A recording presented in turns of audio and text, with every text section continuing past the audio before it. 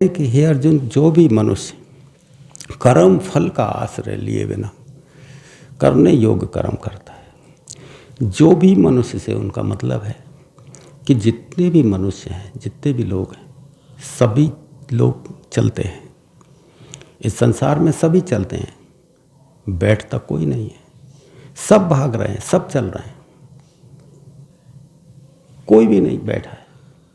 चाहे तो वो संसार में कुछ लेने के लिए चल रहा है, चाहे कोई धर्म में लेने के लिए चल रहा है, कोई अच्छे में चल रहा है, चाहे कोई बुरे में चल रहा है, कोई अच्छे कर्म बनाने के लिए चल रहा है, चाहे कोई बुरे कर्म बनाने के लिए, चल सब रहे हैं, बैठा कोई नहीं।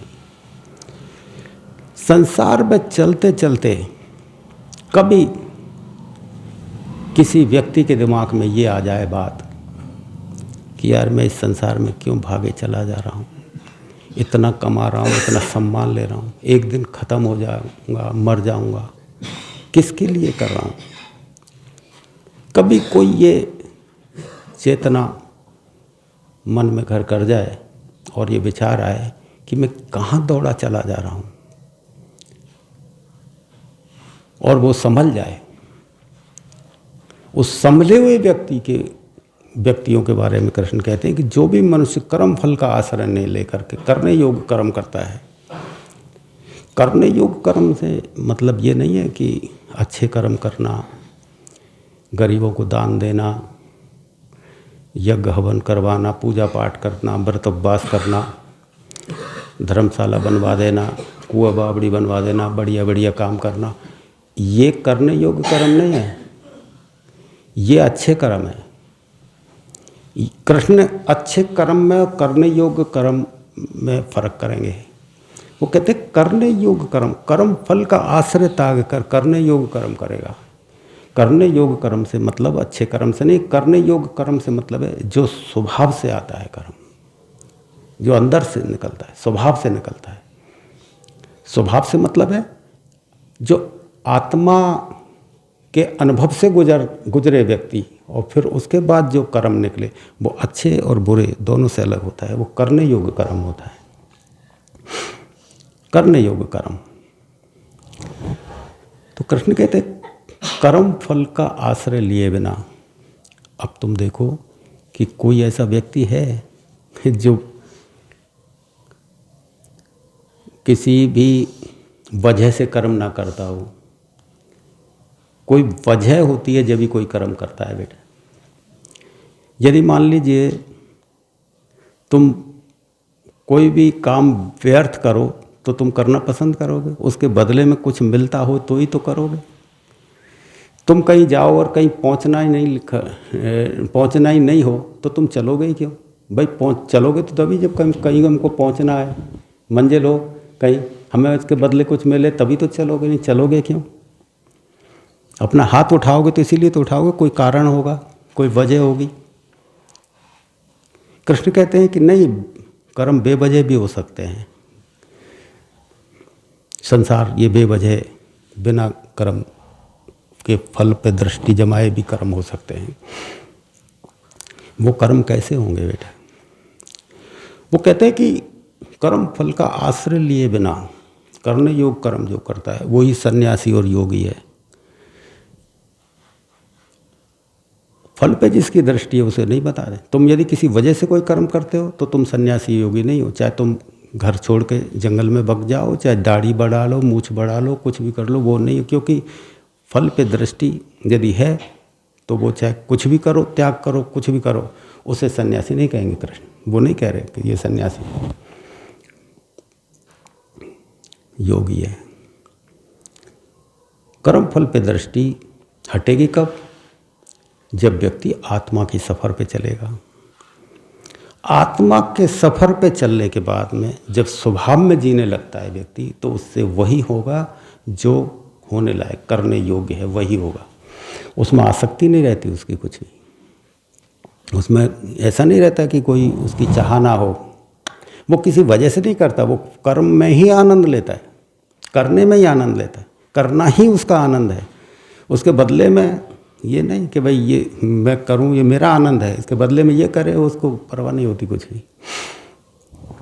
करना उसका आनंद है। तो कृष्ण कहते हैं कि बेटा जिसका कर्म स्वभाव से निकलता है वो सन्यासी और योगी है। सन्यासी का मतलब ये होता है कि जो संसार में घर गृहस्थी में जैसे त्रस्त हो जाते हैं, दुखी हो जाते हैं, पीड़ा पाते हैं, तो वो जंगल में चले जाते हैं। तो वो जैसे बुद्ध थे, उनके पास महल था, उनके पास धन था, सब कुछ था,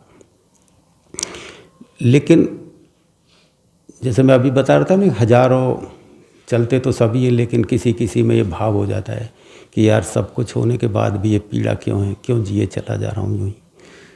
तो हजारों जो चलते हैं उनमें से बुद्ध भी ऐसे ही थे कि उनके मन में ये बात पैदा हो गई कि क्यों जिए चला जा रहा हूँ, महलों में रह के भी दुख हैं, पीड़ाएं हैं। बस उनके ये चीज़ घर कर गई और वो समाधान के लिए निकल गए। तो हम इसको सन्यासी कह सकते हैं कि वो किसी खोज में निकले सन्यासी हैं। योगी भी वही है सन्यासी जैसा, लेकिन वो खोजने के लिए सन्यासी बाहर निकल जाता है, योगी वहीं कर्मों में सजग होकर के देख लेता है, घर गृहस्थी में ही सजग, कर्मों के प्रति सजग हो जाता है वो योगी, कि भाई जो मैं कर रहा हूँ मैं सजगता से साथ कर लूँ। तो सजग होने में, कर्मों को करने में ही वो ढूंढ लेता है, वो योग से जुड़ गया और वो उसे ढूंढने के लिए घर छोड़ के बाहर चला गया। बाकी योगी और सन्यासी दोनों होते एक ही है, अलग अलग नहीं होते। सन्यासी भी इसको ढूंढ रहा है, मिलने के लिए, परमात्मा से मिलने के लिए जा रहा है, वो घर से दूर जाके ढूंढ रहा है। योगी वहीं सजग होकर ढूंढ रहा है। इतना सा है, बाकी ढूंढ दोनों रहे, एक सार हैं दोनों, कोई अंतर नहीं है दोनों में। लेकिन कृष्ण जब कहते हैं सन्यासी और योगी, तो थोड़ा भेद करके मुझे बताना पड़ रहा है कि दो नाम उन्होंने लिए हैं। तो वो इसलिए लिए हैं कि सन्यासी और योगी होते तो एक ही हैं। एक चला गया घर छोड़ के बाहर, वहाँ ढूंढ रहा है, एक घर में सजग होकर ढूंढ रहा है। सजग दोनों को होना पड़ेगा, चाहे घर से बाहर होकर बोले चाहे घर में बोले। बाकी स्थितियाँ अलग अलग हैं। एक स्थिति कहीं दूसरी जगह देख रहा है, एक स्थिति अपने कर्मों में देख रहा है एक जगह, वहाँ से ही सबल हो रहा है वो। तो ये कृष्ण कहते हैं कि अपने कर्म फल में आश्रय न लेने वाला करने योग्य कर्म करता है, तो वो सन्यासी और योगी है। तो करने योग्य कर्म कब निकलेंगे? जब व्यक्ति आत्मा में प्रवेश करेगा। आत्मा में प्रवेश कैसे करेगा व्यक्ति? आत्मा तो तुम्हारे पास है, तुम कैसे प्रवेश करोगे? जैसे मैं तुम्हें बता रहा, एक व्यक्ति मिला मुझे कि ओम नमः शिवाय जपता हूँ मैं, भगवान का नाम तो कोई भी ले ले। अरे कोई भी तो ले ले, लेकिन कोई तरीका भी तो होना चाहिए। तुम ऐसे ही थोड़ी भाग जाओगे कहीं भी, कहीं कुछ होना तो चाहिए, वैसे ही जब ही तो भागोगे। ऐसे ही थोड़ी, भगवान तो सब जगह मौजूद है, कोई भी नाम ले ले, ऐसे कर लो तुम। ऐसे करने से क्या होगा? और वो कह रहा है मैं 2-2 घंटे बैठ के एक चित्त होकर के करता हूँ। मैंने कहा अब करके बता, 5 बार ले। क्या अब क्या हुआ? तो भाई अब क्या हुआ ये मैं नहीं बता सकता अब क्या हुआ, लेकिन ऊर्जा का तुम्हारे पास अभाव है। तुम्हारे पास अकेले की ऊर्जा इतनी प्रबल नहीं है कि वो ऊर्ध्वगामी हो जाए। तुम अकेले उस तरफ नहीं चल सकते, तुम्हें गुरु का सहारा लेना पड़ेगा। ऐसा गुरु कोई ढूंढो जिसके पास में अपनी स्वयं की खिलावट हो, जिसकी उन्नत ऊर्जा हो, उसको ढूंढो।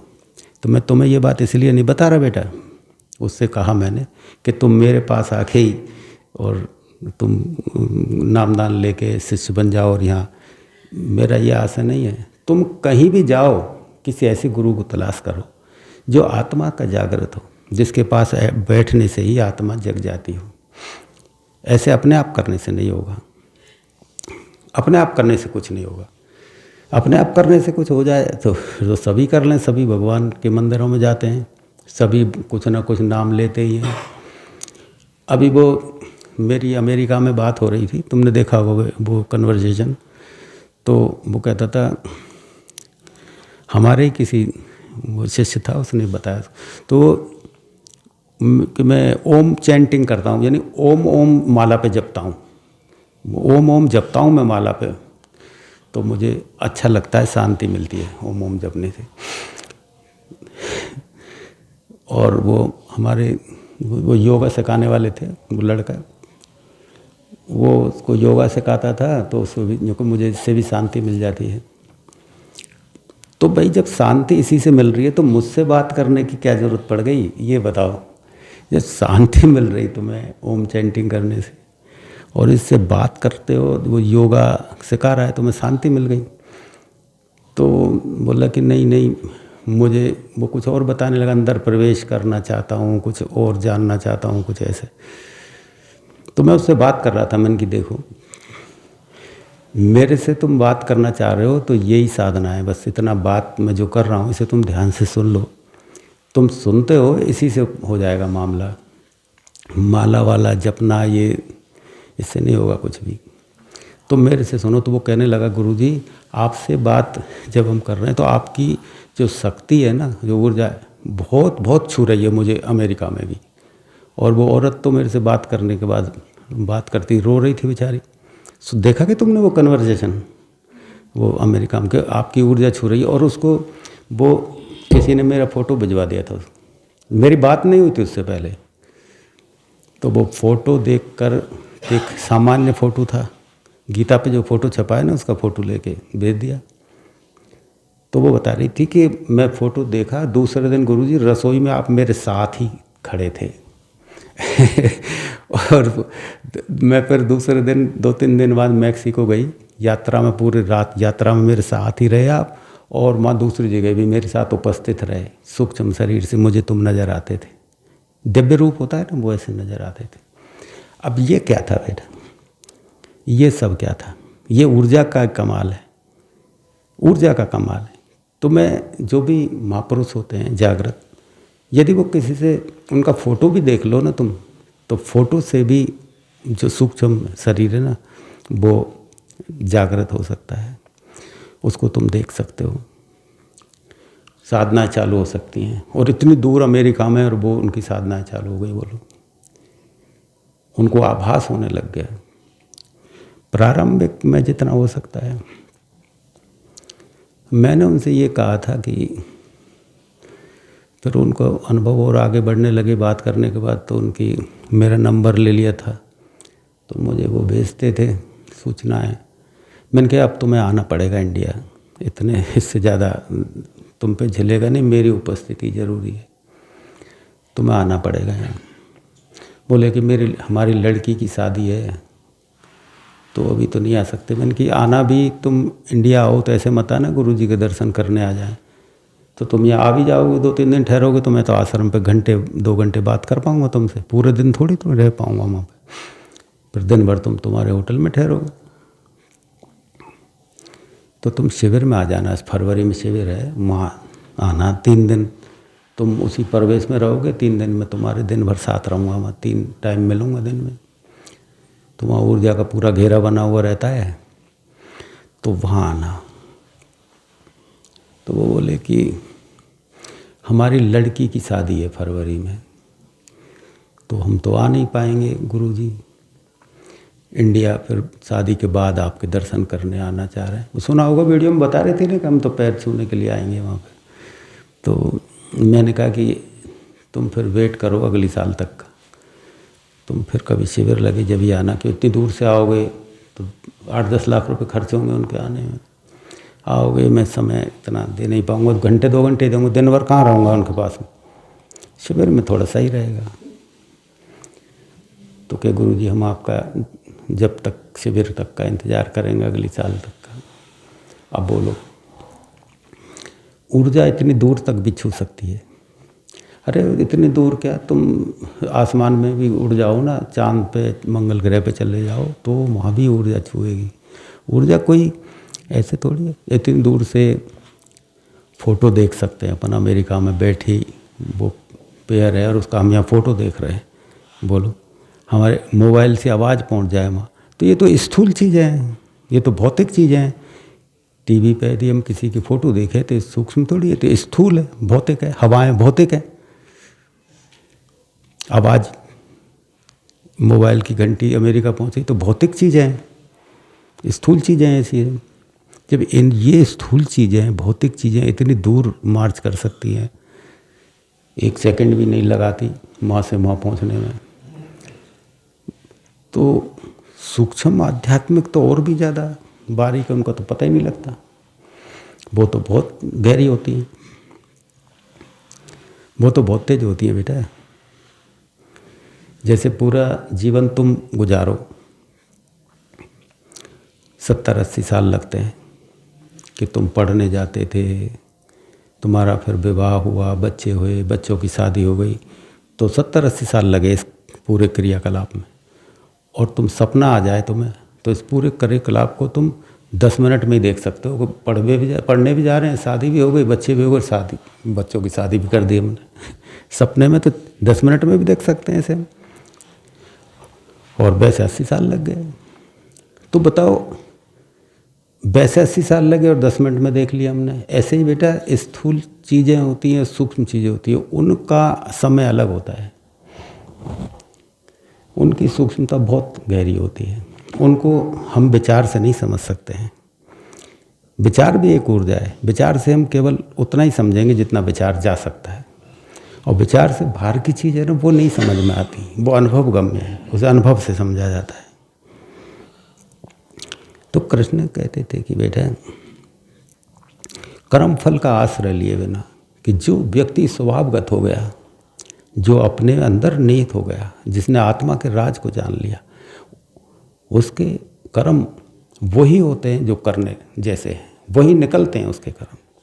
वो अच्छे बुरे कर्म जो तुम टिक गए, यदि तुम गैर साधक हो और तुमने देखा कि यार ये तो साधक है ऊँचा, ये ऐसा कर रहा है, तो तुम डूबोगे बेटा, क्योंकि उसको तो कर्म फल पे कोई मतलब ही नहीं है उसका। तुम कर्मों से बंधे हो, तुम यदि उसका अनुसरण करोगे तो तुम जाओगे। एक आदमी तो तैराक है बेटा, वो तो पार निकल जाएगा, लेकिन तुम डूब जाओगे। इसलिए तुम उन लोगों को भी मत देखना जो अच्छे साधक हैं, और उनको भी मत देखना जो बिल्कुल ढीठ है, वो दोनों गिरा देंगे तुम्हें। तुम केवल सीधी नज़र गुरु के पास रखना, वो जो कहे उसका कहा मानो, जो कहे सीधा प्रेम रखना, किसी में होकर के मत रखना प्रेम बेटा, किसी तो गिरोगे तुम, और समय बर्बाद इतना हो गया, आगे और बर्बाद हो जाएगा। कैसे चलोगे बोलो? इतना समय तो तुमने वैसे ही खो दिया जानकारी करने में। इसको क्या मिला है, इस साधना में इसको क्या मिला है, ये कर जीवन कैसे हो गया? कैसा भी नहीं हुआ बेटा, वो पहले जैसा ही रहेगा जैसे पहला था वैसे ही रहेगा। लेकिन तुम कुछ खास ढूंढना चाहते हो उसमें, तो तुम गिर जाओगे। लेकिन खास यही है बेटा, वो अब बेवजह हंस रहा है, बेवजह रो रहा है, बेवजह नाच रहा है, बेवजह इस ठंड में यहाँ आ रहा है मेरे पास में, तो यही सोच लो कुछ ना कुछ तो उसको होता ही होगा, बस यही पर्याप्त है। इस इतनी ठंड में लोग घर से बाहर नहीं निकलते, और मेरे पास इतनी ठंड में पूरे दिन आते जाते रहते हैं, तो कुछ तो है। तो इतने में समझ लो कि कुछ तो होता होगा ही ना। तो ये समझने के लिए कम है क्या बात? अब तुम यूँ ही सोचो कि भाई उसमें से तो ऐसा निकलना चाहिए, कुछ ऐसा देखूं मैं इसके अंदर खास जो अलग, तो ये गलत बात है। हनुमान जी के अंदर क्या खास बात थी? राम के अंदर क्या खास बात थी? कृष्ण के अंदर क्या खास बात थी? अरे राम के अंदर मुझे कोई ऐसी खास बात बता दो जो साधारण आदमी से ज़्यादा लगती हो, बोलो। वो तो भगवान थे बेटा, जागृत महापुरुष थे। कृष्ण के अंदर कौन सी खास बात थी बोलो? अपनी बहन को अर्जुन के साथ भगा दिया, दूसरे की लड़की को खुद भगा के ले आए लगते हैं भगवान जैसे। तुम कहोगे यार ये जब ऐसे कर रहे हैं तो हम भी कर सकते हैं। अब तुम मरोगे कि वो जागृति में क्या कर रहे हैं बोलो। रुक्मणी का अपहरण ही तो किया था कृष्ण ने, और अपनी बहन सुभद्रा को अर्जुन के साथ भगा दिया, बोलो। अब तुम क्या कहोगे, यार भगवान ऐसा कर रहे हैं, अपनी बहन को दूसरे के साथ भगा रहे हैं, दूसरे की बहन का अपहरण करके ला रहे हैं, तुम्हारी बुद्धि तो खराब हो जाएगी। तुम तो देख ही नहीं पाओगे इतनी ऊंचाई से कुछ भी। उनके अंदर कोई स्त्री भोग नहीं था कि वो स्त्री भोगने के लिए अपहरण करके ला रहे हो, और अपनी बहन को दूसरे के साथ इसलिए नहीं भगा रहे थे कि वो पागल हो गए। तुमसे ज़्यादा कुछ और देखते थे। तुम इस तरह यदि जागृतों को देखोगे तो तुम फिर डूब जाओगे, फिर कुछ नहीं कर सकोगे। तुम सोचो कि सीता चोरी हो गई, क्या भगवान को इतनी सी पता नहीं लगा कि मेरी पत्नी चोरी हो जाएगी? इतना भी भगवान होकर नहीं पता लगा सके और वो हिरण का शिकार करने चले गए। तुम ऐसा देखोगे तो फिर तुम गिर जाओगे, फिर तुम गिर जाओगे, कोई जवाब नहीं। तुम देखो तो सही बेटा, जो समर्पित लोग होते हैं ना, वो ऐसा नहीं देखते, वो जीवन कुर्बान कर देते हैं उनको। जैसे हनुमान जी, वो बुद्धि के निधान थे, सबको बुद्धि दे सकते थे, इतने बुद्धिमान थे, वो भी सोच सकते थे बात, वो भी बहुत कुछ सोच सकते थे कि यार इनको इतना पता नहीं लगा कि इनकी पत्नी चोरी हो जाएगी, और अपनी पत्नी की खोज करते हुए आ रहे हैं और हमसे ही पूछ रहे हैं हमारी पत्नी के देखी कि तुमने इधर जाती हुई। बोलो, तो हनुमान जी भी गिर सकते थे कि यार ये कैसा भगवान है, लेकिन उन्होंने सिर्फ जागृति देखी कि ये मुक्त व्यक्ति है, ये मुक्त व्यक्ति है, ये बंधा हुआ व्यक्ति नहीं है, ये मुक्त है, बस केवल इतना देखा। यदि वो तुम्हारी तरह ही देख लेते, तुम्हारी तरह ये देखते, तो फिर गिर जाते। और तुम क्या तुम गिरते क्यों? यही तो देखते हो कि यार ये साधना इसकी बन गई, ये ऐसा है, ये ऐसा है, तुम गिर जाओगे। इसलिए बेटा सीधी नज़र रखो। तुम यदि सीधी नज़र रखोगे तो तुम निकल जाओगे पार, और सीधी नज़र नहीं रखी तो गिर जाओगे। फिर बहुत सारे जन्मों का फेरा लगेगा, 1-2 जन्म नहीं, लाखों जन्मों का। इसलिए बेटा कुछ देखो मत, जो सुनो ऊर्जा में जियो, और जो साधनाएं बंद हो गई है ना बेटा, उनको चालू होने दो, आगे निकलो। तो कृष्ण कह रहे हैं कि, आगे कहते हैं कृष्ण कि जो लोग अग्नि का त्याग कर देते हैं, केवल यही नहीं, जो अग्नि का त्याग कर देते हैं उसको भी सन्यासी मत समझ लेना, और जो कर्मों का त्याग कर देते हैं वो भी योगी नहीं है। तो अग्नि का त्याग से उनका मतलब क्या है? वो कहना ये चाहते हैं कि सबसे बड़ी से बड़ी चीज का भी कोई त्याग कर दे, बड़ी से बड़ी चीज का भी कोई त्याग कर दे, इसको भी मत समझ लेने कि वो सन्यासी बन गया है। बड़ी से बड़ी चीज क्या है? कि अपनी पत्नी को छोड़ दे, बच्चों को छोड़ दे, घर को छोड़ दे। उस समय घर छोड़ना, पत्नी बच्चों को छोड़ने से ज़्यादा अग्नि को छोड़ना ज़्यादा माना जाता था, क्योंकि अग्नि के बिना उस समय जीवन संभव नहीं था। अग्नि उस समय पर ज़्यादा महत्व रखती थी, क्योंकि अग्नि से ही उजाला होता था, अग्नि से ही जानवर, उस समय जानवर धरती पे ज़्यादा थे, अग्नि जला के उनसे रक्षा करते थे, अग्नि से खाना पकाया जाता था। अग्नि शरीर में होती है, अग्नि ना हो तो आदमी मर जाए शरीर, तो अग्नि सबसे बड़ी महत्व की बात थी उस समय की सोच में। तो इसलिए कृष्ण ने अग्नि का नाम ले लिया कि गर्भवास से ज़्यादा वो उस समय प्राथमिकता देते थे। अग्नि को भी कोई छोड़ दे तो भी सन्यासी मत मान लेना। बात छोड़ने की नहीं है, बात जानने की है कि किसने अपनी आत्मा को जाना है, किसने अपने स्वभाव में, कौन अपने स्वभाव में निहित हुआ है, किसने अपने स्वभाव को छुआ है, कौन जी रहा है अपने स्वभाव में, वो है सबसे बड़ी बात। तो कहते थे कि सब कुछ छोड़ दे, उसे भी सन्यासी मत मान लेना। आगे कहते हैं कि क्रियाओं कर्मों का त्याग करने वाला भी योगी नहीं है। घर बार कोई छोड़ के चला जाए, सोचे कि मैं तो कोई कर्म करूँगा ही नहीं भाई, मुझे काम वाम नहीं करना, मैं तो न कोई काम नहीं करूँ, न कमाऊँ, न खाऊँ, न बच्चों की सेवा करूँ, कोई कर्म करूँगा ही नहीं मैं तो, और मैं तो जंगल में जाके चला जाता हूँ। तो कहते कर्मों का कोई त्याग कर दे, वो भी योगी नहीं है। कर्मों के त्याग से योग का क्या संबंध है? तो कहते कि तुम योगी उसे भी मत समझ लेना घर छोड़ के भाग गया जो कोई कर्मों का कोई त्याग कर दे कि मैं कर्म ही नहीं करूँगा। कर्म तो थाली बैठा है, थाली बैठे रहना भी एक कर्म है, हाथ को इधर से हिलाएगा वो भी कर्म है। कैसे बिना कर्म के रह सकेगा? और फिर सोचे मैं कर्म नहीं करूँगा, जंगल भाग जाऊँगा। जंगल में चला जाएगा तो भी यहाँ कर्म कोई और ढंग के, जंगल में कोई और ढंग के कर्म करना पड़ेगा तुम्हें। अरे यहाँ रोटी कमाने के लिए बाजार में जाना पड़ता है, दुकान पे, अब मैं पत्तियाँ फल तोड़ के खाना पड़ेगा, तो पत्तियाँ फल तोड़ के खा रहे हो तो वो भी तो कर्म है।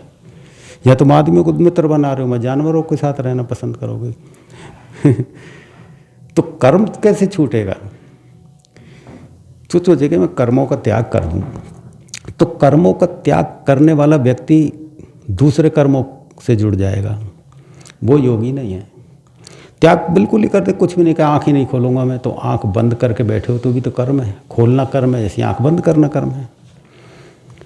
चलना फिरना कर्म है, तो शांत रहना भी कर्म है। कर्मों से कैसे वंचित रहेगा? सोचे मैं कर्म करूंगा नहीं तो योग को उपलब्ध हो जाऊंगा, ये नहीं है, ऐसे योगी नहीं होता है कोई। योग तो बेटा अपने में निहित होके फिर गुरु के पास जाना पड़ता है। जो व्यक्ति योग में, जो व्यक्ति अपने अंदर की यात्रा करता है, जो व्यक्ति अपने आत्मा में निहित हो जाता है ना, जो अपने कर्मों को सजग होकर देखने लग गया, जो अपने कर्मों को सजग होकर देखने लग गया कि मैं करने वाला जो है दृष्टा वो अलग है, मैं अलग हूँ, देख रहा हूँ करते हुए, वो अलग चीज़ जब पैदा हो गई, वो है योगी। तो जब अर्जुन कृष्ण से कह रहा था कि भगवान मैं तो युद्ध नहीं करूँगा, मेरे अपने मारे जाएंगे, ये मेरे अपने हैं, मैं तो, तुम बताते हो कि भगवान का भजन करना श्रेष्ठ है, योग करना श्रेष्ठ है, तो प्रभु मैं श्रेष्ठ काम कोई करूँगा, जंगल में जाके भजन करूँगा, मैं युद्ध नहीं लड़ूंगा। तो इस बात के ऊपर के कह रहे थे कि हे अर्जुन, तू जंगल में चला भी जाएगा ना तो भी तू सन्यासी और योगी नहीं है, क्योंकि तू कर्म से दूर भाग रहा है। तो कर्म जो करना है, तू यहाँ एक कर्म को छोड़ के भगेगा, वहाँ दूसरा कर्म पकड़ लेगा, तो कर्मों से तो तू बरी फिर भी नहीं होगा। तो तू यहाँ से जाएगा कर्म छोड़ कर, वहाँ दूसरे कर्म को पकड़ेगा, तो तू किसी वजह से गया यहाँ से जंगल में, और योग किसी वजह से नहीं सकता है, भजन किसी वजह से नहीं होता। किसी एक वजह, यानी मेरे ये अपने नाम मारे जाएं इसलिए मैं भजन करूँगा, इस वजह से भजन करना चाह रहा है तो तू योगी नहीं बनेगा। सब कुछ छोड़ के भी चला जाएगा तो भी योगी नहीं बन सकता है, तो तब भी योग को उपलब्ध नहीं होगा, क्योंकि योग तो बेवजह करने की चीज़ है, नहीं बनेगा। क्योंकि जब आदमी अपने ही स्वभाव में, अपनी ही आत्मा में जब निहित होता है, नहीं समझे बात, तो वो फिर जो कर्म होते हैं ना बेटा, वो बेवजह के कर्म होते हैं, उसमें कोई वजह नहीं होती साहब, कोई कारण नहीं होता, फिर कोई आकांक्षा नहीं होती, फल पे दृष्टि नहीं होती कि मुझे ये करने के बाद ये मिलेगा, नहीं, फिर तो टेंशन हो गया। यदि फल पे दृष्टि हो जाए तो तुम तो भविष्य में चले गए, वर्तमान को तो चूक गए ना तुम। यदि भविष्य पे दृष्टि चलेगी कि भाई मुझे ये करने के बाद ये मिलेगा, तो तुम भविष्य में चले गए, वर्तमान छोड़ दिया तुमने, और सुख है वर्तमान में। तुम भविष्य में पहले चले गए, फल पे पहले चले गए, कर्म बाद में कर रहे हो, भविष्य से फिर वर्तमान में आ रहे हो। तो जो भविष्य में चले गई चेतना, जब विचार भविष्य में चला गया और वर्तमान चूक गया, तो दुखों का कारण तो यही है। दुख तो इसी वजह से आया, हम जो कर रहे हैं हम केवल उसी में जी करके कर सकें, ये है सुख। हम केवल उसमें जीना सीख लें, हम जो है वर्तमान का पल, उस पल में यदि हम निहित होना सीख लें, यही है योग। यहीं से योग प्रारंभ है, यही है योग, यही है संन्यास।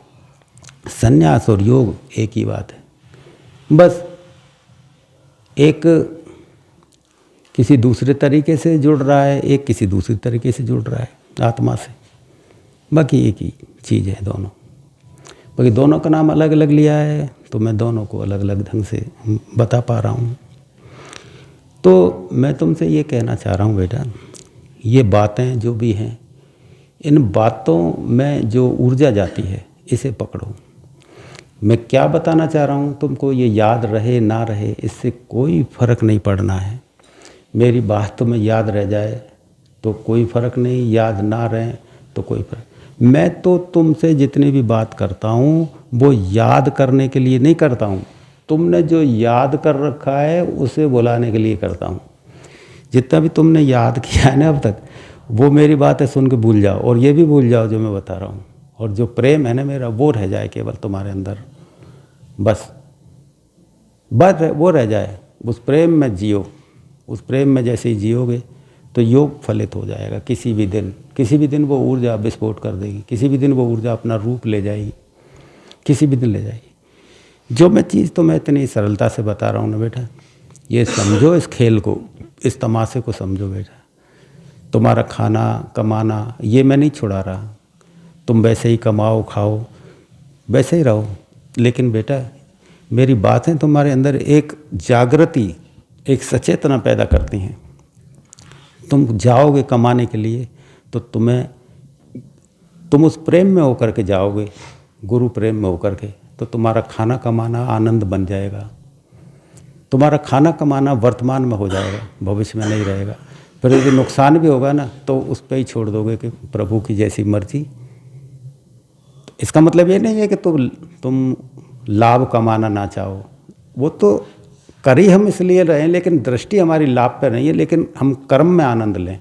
जैसे हम बाज़ार जाएं तो हम बाज़ार जाने में आनंद लें, तो इसका मतलब ये थोड़ी है कि हम ग्राहक जो है उसका इंतज़ार ना करें, लेकिन ग्राहक के इंतज़ार करने में भी हमारा वर्तमान रह सकता है।